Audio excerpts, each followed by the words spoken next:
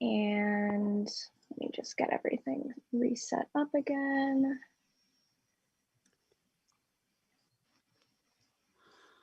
All right, Chad, let's go live in 5, 4, 3, 2, 1.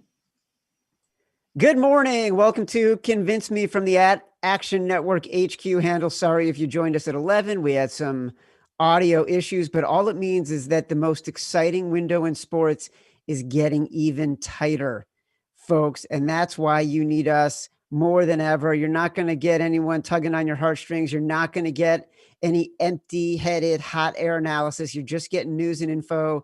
You can use Katie Richcreek, Darren Ravel. They're on our news desk. They will break in with the most urgent of information. But first, you're going to get prime time player props.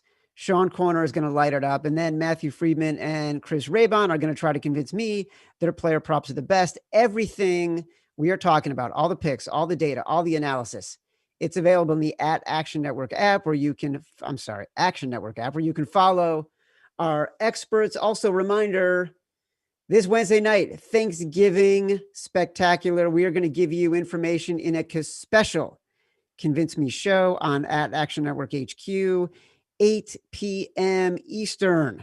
Also, we got a little contest. Reply to Action Network HQ with your total yards for whoever Sean Corner is predicting will do well tonight in the Sunday Night Football game. Corner, you're up. I got a whole stack of cash here. What am I going to do with this money? Will I bet it on your player? Who do I got? Yes, you will. You will put all that money on Hunter Renfrow to go over 32.5 receiving yards. You could get that at FanDuel right now. I just think this is a buy low opportunity on who I consider to be an underrated receiver. Now, he has a median of 30 yards the past 3 games, so that's why I think the market for this is a bit too low. But when you put it in context, they had that really windy game at Cleveland.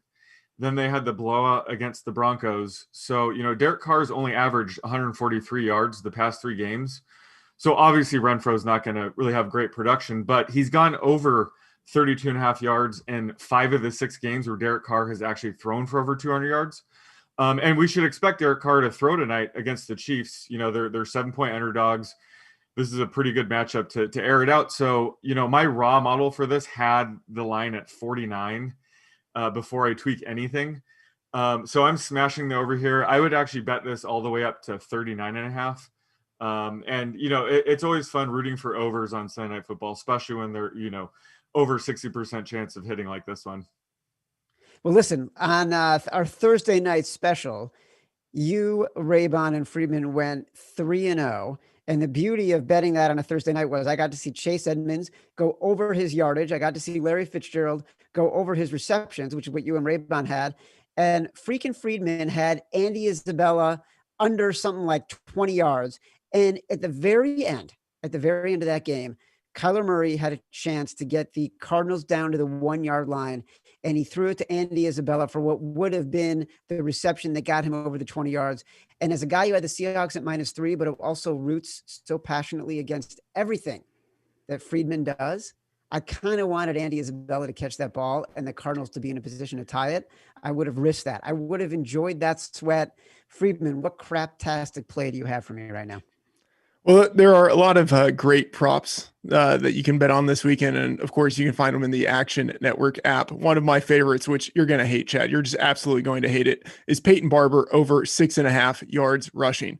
First of all, 6.5 yards, that's nothing. He might get that on 1 carry. He had only 2 carries last week, but he got 7 yards. So it's a really low bar. But more importantly, Washington is a home favorite, which means that this is the perfect game state for Barber to get carries. In the 2 games the football team has won, both of them were at home, by the way, Barber has averaged 31.5 yards rushing on 13.5 carries. He is their grinder when they want to run the ball, but they don't want to put needless hits on rookie Antonio Gibson, and they know receiving back J.D. McKissic can't bang between the tackles. They bring in Barber, and he throws some innings in relief, and sometimes he closes out the game.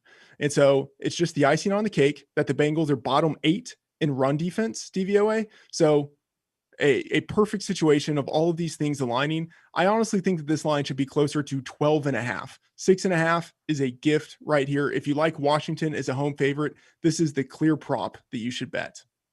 How many carries did Peyton Barber have in the last game he played? 2. How many yards did he get? 7. How many carries did he have in the game before that? I think it was 0. Raybon, I feel like Friedman is just trolling us. I feel like he's making an affront to you, to me, to corner the entire betting public by asking us to bet this idiotic play. Yeah, I'm just gonna go right into my prop. I'll save the Friedman slander for after that. But first, I need to tell you what to actually bet, Chad, and that is Colts wide receiver Marcus Johnson under 1.5 receptions. It's currently at -125. I would bet this to any juice. He ran 6 routes last game. You know why? Because Michael Pittman Jr. healthy again, T.Y. Hilton healthy again. The first 3 weeks of the season with those 2 guys in the lineup, you know how many routes Marcus Johnson ran? None, because he wasn't on the active roster. This is a guy that was just filling in for the Colts when they had 2 starting receivers down. Now he barely will get on the field. Bet the under on 1.5 receptions for Marcus Johnson. Guys, come on. Seriously. Marcus Johnson under 1.5, Peyton Barber over 6.5. Listen, I don't know about you. I don't know about everyone else who's watching, but I know me. I want to win, but I also want something I want to root for. Like during the day, I don't want to go into the Action Network app and be thinking, oh my God, am I going to be freaking out because Marcus Johnson has a reception midway through the first quarter and I'm worried for the rest of the game that I'm going to have to be like refreshing the app to see if he's gotten one more reception. Everyone gets one last chance to try to convince me. I'm pretty sure I know where I'm going with this pick right now. Friedman, I'm going to let you go first because what you did was embarrassing. So you should try to dig yourself out of a hole. I don't want to dig myself out of the hole. I purposefully dug the hole. I wanted to find the one prop that I thought you would hate, but would actually have a great chance of winning. And congratulations to me. I found it. The fact that you hate it makes me think all the more that this prop is going to hit. All right. Well, listen, you know what? To spite you, I might bet Peyton Barber if I can even find a prop for Peyton Barber at a sports book. Here's my take. Raybon, you got anything else to add? Sean, you got anything else to add? Well, it's sad that Hunter Renfrow is the best player of this group. You should absolutely go with his over. But, I mean, Peyton Barber's going to hit. Marcus Johnson's going to hit. I say parlay all 3. We're going 3-0 again. Woo! Wow. No surprise in this particular debate show that Sean Corner comes on and compliments everybody.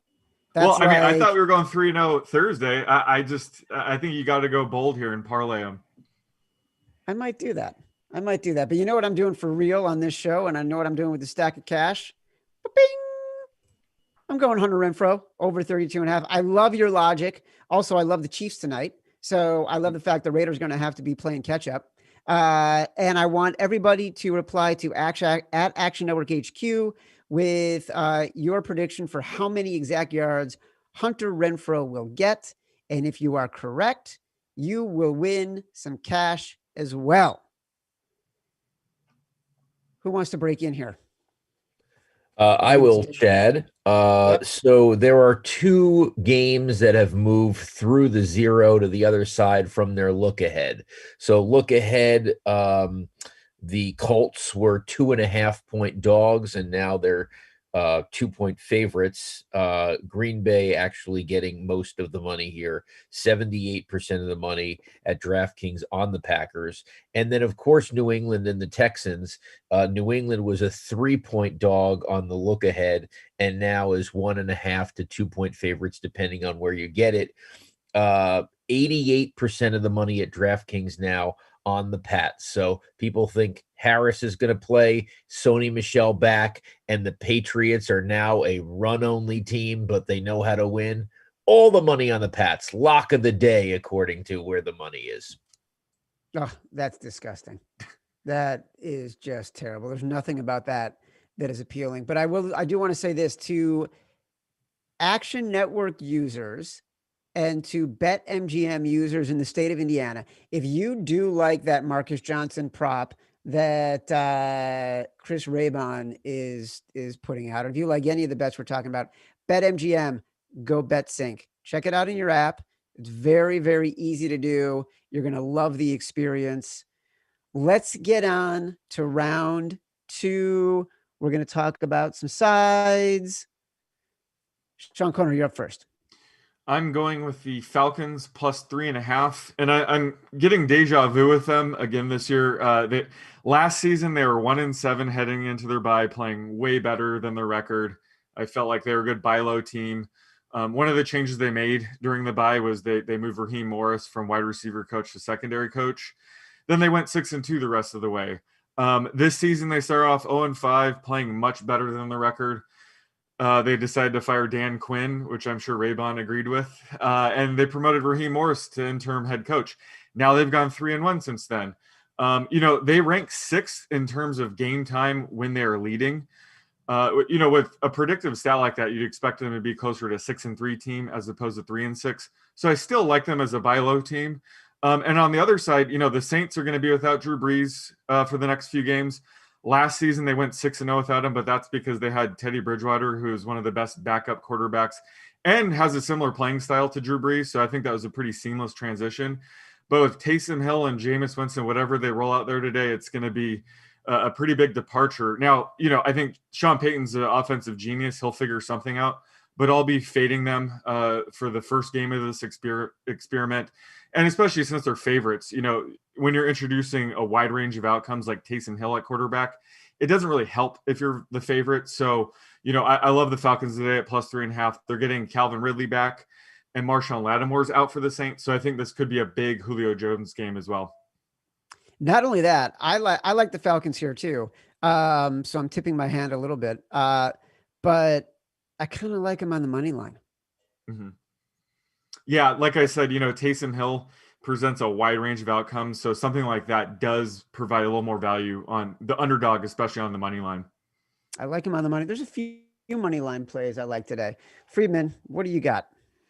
All right, Darren mentioned earlier that the Packers were favored on the look ahead now that they are dogs. I think they should still be favored in this game. On defense, they get back top cornerback Jair Alexander, who's number 1 overall in PFF coverage grade.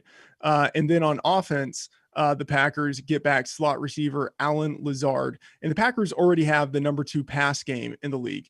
But this bet really comes down to one thing for me. The Colts pass defense, it's fake.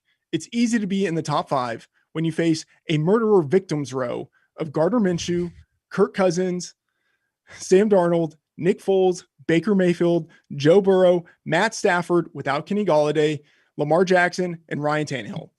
Some of those guys are fine at throwing the ball, but not one of them can reliably carry his team with his arm for an entire game. And am I really supposed to believe that just because Xavier Rhodes is now with the Colts, that Rodgers and Devontae Adams will suddenly forget everything they have learned about how to destroy him from all of the games that they played against him with the Vikings?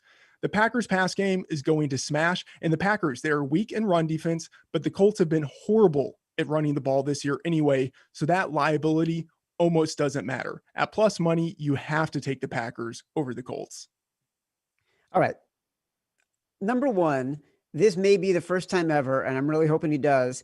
Sean Corner gets to come after you for your horrible, horrible take on Aaron Rodgers, because I know he disagrees with everything you're saying. I know it for a fact because I read his story. That's number 1. Number two, I am not going against a top defense as a short home favorite, as in less than a field goal, when the other side is getting the majority of the bets, meaning the public is coming in on the Packers. This is a tailor-made situation to bet the home team, in this case, the Colts. I know there's Phillip Rivers fear out there. I don't care. You got to go with the system. You got to go with the precedent. You got to take the Colts. There's no way I am taking this bet. Raybon, maybe you can overtake what I love about Corner's bet so far, because Freeman's out of it. He's done. He's 0-2 so far. I like Corner's bet too. I love the Falcons. I also love the Cincinnati Bengals.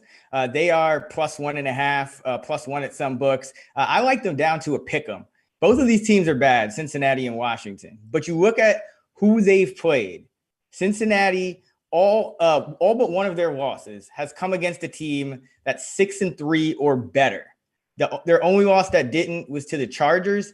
And that came on a missed chip shot field goal that could have easily gone the other way. Meanwhile, Washington, they've played a schedule that's nearly it's like 100% points worse in terms of winning percentage. The last 2 weeks, they've gotten outscored 47-6 in the first half. So they're coming out with horrible game plans. They're down to their third string quarterback, and they're going against a team that's a lot more ready to play good competition. It's going to be a step down for Cincinnati in competition. I expect Cincinnati to win this game. And remember, there's been no real home field advantage this year. So Washington being favored by like a point and a half, that's just the artificial home field advantage bump that they don't deserve. Bet on the Bengals. Joey covers, gets it done. See, I think this is an interesting game. But the one thing you didn't mention is that there's one great unit on the field in this game. That is Washington's defensive line. And it is going against one of the worst units in all of football, and that is the Bengals offensive line. And what you saw last week was Joe Burrow get annihilated and be gimpy, and that was carrying over from the week before. So now he's 8, 9, 10, 11 weeks into his rookie year. He might be hitting the wall. If he's not hitting the wall, he's certainly getting hit physically and literally quite a bit because his offensive line is in shambles. So now I'm getting a really good defensive line. And by the way, you say third string quarterback for Washington. I say Alex Smith is a professional football quarterback. He proved it in San Francisco. He proved it in Kansas City.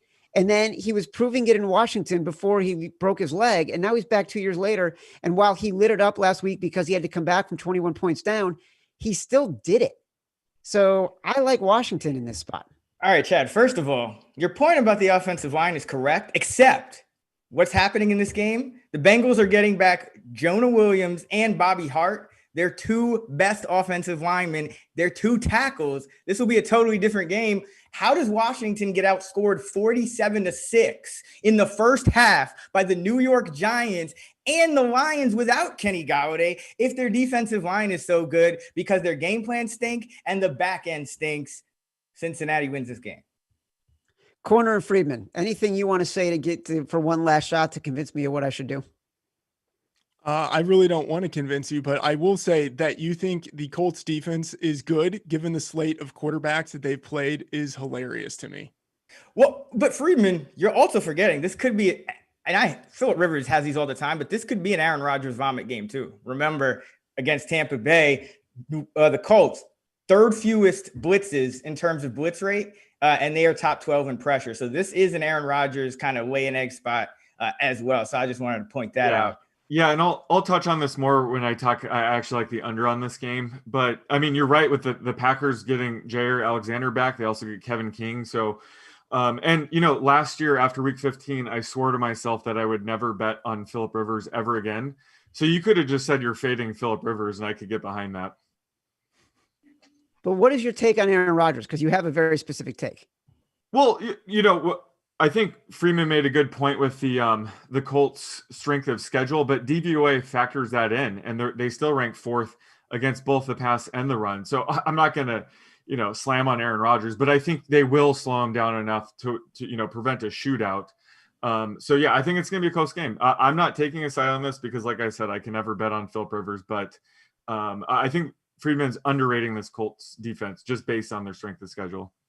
Also, Corner, you have Aaron Rodgers under, I think, 282 passing yards. That line is just egregious. I don't think that's really – I don't think that comes into play when it comes to the point spread. But, yeah, 288 is just egregious. All right, guess what?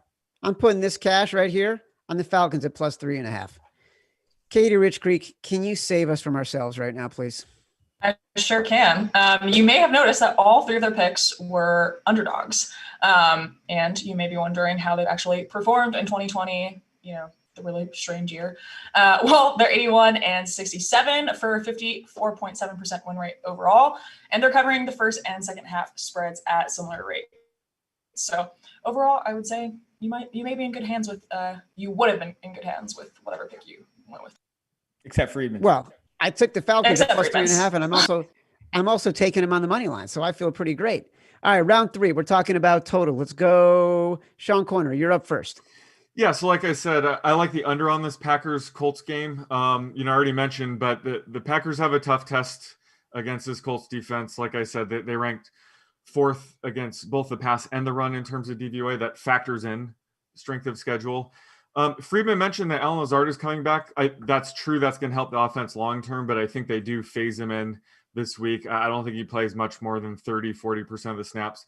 But they're also getting back both starting corners in Jair Alexander and Kevin King. So that's going to help the defense and slow down the Colts offense a bit. But, the Colts running game has struggled this season. They're ranked 29th in terms of success rate, which is really bizarre considering how good the offensive line is and how talented they are at running back. I think they get going this week against this run funnel Packers defense. That's the way I think they keep Aaron Rodgers off the field, is running the ball, and I think they'll do it effectively. So that's going to lead into the under here. And this is the fourth projected slowest game, according to my projection. So I have this total closer to 49.5. I think this is going to be more of a playoff atmosphere type of game. And that plays towards the under. I don't think this is going to be a shootout. Friedman, tell me what you got.